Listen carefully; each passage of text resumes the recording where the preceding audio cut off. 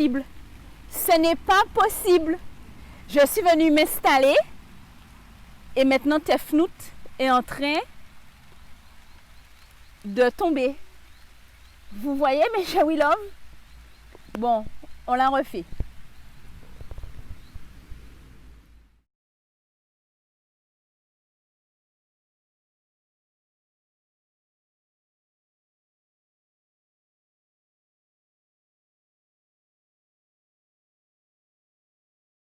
Arc-en-ciel de bonne humeur, mes Chewy Love. Mais Tefnout a décidé que je n'allais pas tourner ma vidéo dans le jardin.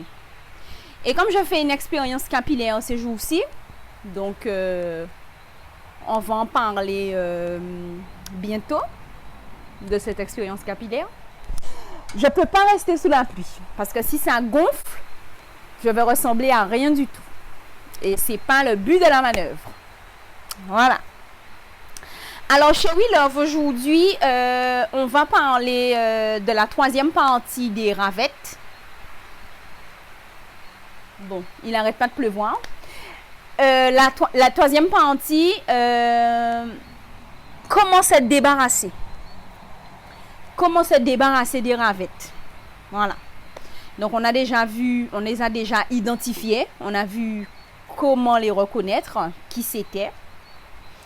Donc, pour les hommes, ça peut être l'ami qui est toujours là quand il y a une sauce, enfin quand il y a un bouet, quand il y a un manger. Et bien sûr, qui n'amène rien, il met juste les pieds sous la table. C'est très commun chez les hommes. Et pour les femmes, ça peut être la copine ultra BCBG, toujours bien coiffée, maquillée, zonglée, qu'on y aura dit. Zongaille toujours fardée avec la dernière manicure, bref.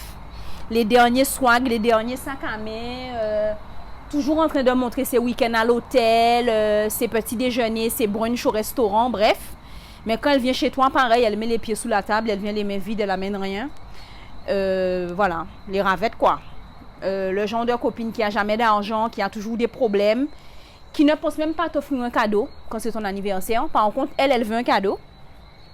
Pour les hommes aussi, hein, d'accord? Ne croyez pas que les ravettes, c'est que pour les femmes. Hein. Ni ravettes aussi, ni non ravettes. Hein. Bien entendu, il y a le mâle et la femelle. Bon. De manière générale, ils ne sont jamais ensemble parce que comme ils ont besoin de quelqu'un qui vont ponctionner, soit ils sont avec quelqu'un qui donne, j'allais dire soit ils sont avec quelqu'un qui prend, mais non. En fait, c'est eux qui prennent. Donc, ils ne sont pas avec quelqu'un qui prend, puisque c'est yo qui prend. Donc, ouais, ils sont toujours avec quelqu'un qui donne. Et donc, il y a le modèle de ravette qui se comporte en société comme quelqu'un qui n'est pas avare. Ça veut dire devant les gens, elle va montrer qu'elle participe, qu'elle paye. Je parle de la personne, qui peut être un homme. Donc, je dis elle. Mais en petit comité, elle va faire la radine, le radin, mais elle fait, mais il pas rien peut faire rien. Tout ce qui ne lui coûte rien, en gros, le ravet, il est OK. Mais dès que ça lui coûte de l'argent, qu'il doit investir ou qu'il doit participer un petit peu plus que, allez, on va dire 15, 16, 17 euros, c'est chaud.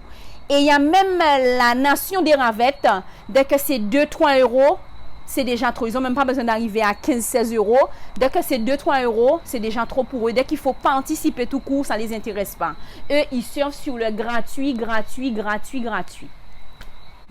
Donc, on revient à notre petite vidéo pour que ce soit bref et rapide. Donc, je vous disais, ils ont les derniers polos Lacoste, les dernières paires de Air Jordan, de Air Max, tout ça qui sortit en mode quoi. C'est le ravette. Il veut show off, il veut montrer qu'il a, mais quand il s'agit de donner, il n'y a plus personne. Il n'y a plus personne. Nobody. Pomoun. Bon.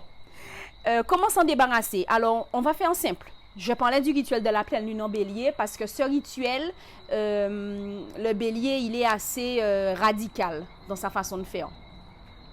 Donc, je disais que cette pleine lune peut encore aider. Donc, aujourd'hui, c'est dimanche. Vous pouvez encore le demander lundi. Voilà. Jusqu'à demain. Jusqu'à demain minuit. Parce qu'après, la hauteur de la lune descend, ce sera plus trop efficace. Mais ce qu'il faut comprendre dans la dynamique du rituel de la pleine lune, à pas sorcier nous qu'a fait, c'est pas des trucs bizarroïdes. Tout ce qu'on fait a un sens. J'explique tout dans le PDF que je vous envoie. Vous avez une méditation guidée qui vous explique un peu. Le ravet, pour se débarrasser du ravet, il va falloir être catégorique. Il va falloir être ferme. Et puis peut-être même radical. Hein. Peut-être même radical parce que comme je vous disais la dernière fois, j'en ai fait les frais le jour même où j'ai enregistré la vidéo de la deuxième partie, parce que ça c'est le signe Hotep. Bref, la deuxième partie, j'ai dû fermer le robinet radicalement sur un ravet. Donc, c'est quelque chose qu'il faut faire. Il ne faut pas avoir de peine pour ce genre de personnes parce que eux, quand ils te ponctionnent, quand ils te sucent, quand ils te vampirisent, ils n'ont pas de peine pour toi. Hein. Ils pensent qu'à leur gueule. Ils pensent qu'à eux, en fait. Donc, le ravet, quand tu veux arrêter avec, il faut être radical. Que ce soit dans ton couple, que ce soit en amitié, que ce soit avec ta famille, il faut être radical. Donc, vous vous dites bonjour cordialement, vous vous parlez, mais vous n'avez pas à vous rendre malade pour le ravet. Bon. Donc, la luminosité faiblit et l'image est trop bizarre. Donc, attendez. Alors, bon, je reviens, j'ai allumé la lumière, c'est un peu mieux, mais je ne vais pas m'éterniser parce que ça fait déjà plus de 5 minutes qu'on est là et qu'on discute. Il va falloir lui envoyer un petit message, si tu ne peux pas lui dire ça de vive voix. Il va falloir envoyer un petit message au ravet et lui dire, bon voilà, à partir de maintenant, je sors de ta vie. C'est-à-dire, toi-même, tu ne l'enlèves pas. C'est-à-dire, tu ne lui dis pas, je te dégage de ma vie, puisque elle-même, elle ne prendra jamais la sortie. Elle va rester là, profiter. C'est une opportuniste, le ravet. Donc, j'ai empathie. Donc, ce qu'il faut faire, c'est que tu sais déjà que dans ta vie, la porte, elle est grande ouverte. Ceux qui veulent entrer, qu'ils entrent. Ceux qui veulent sortir, qu'ils sortent. Mais le problème du ravet, c'est qu'il reste au milieu du passage. Vous voyez? Il n'entre pas, il ne sort pas. Donc, il n'entre pas parce qu'il n'investit pas sur toi, il ne t'offre rien. Il est juste là pour gratter. Il ne sort pas parce qu'il reste là pour gratter. Mais du coup, il est au milieu du passage. Il bloque le passage, en fait. Vous comprenez? Le ravet n'est pas out, il n'est pas in, mais il gêne. Alors, il faut lui dire, voilà, la porte est grande ouverte. Ceux qui entrent, rentrent. Ceux qui sortent, sortent. Mais s'il te plaît, ravet, ne bloque pas le passage. Voilà.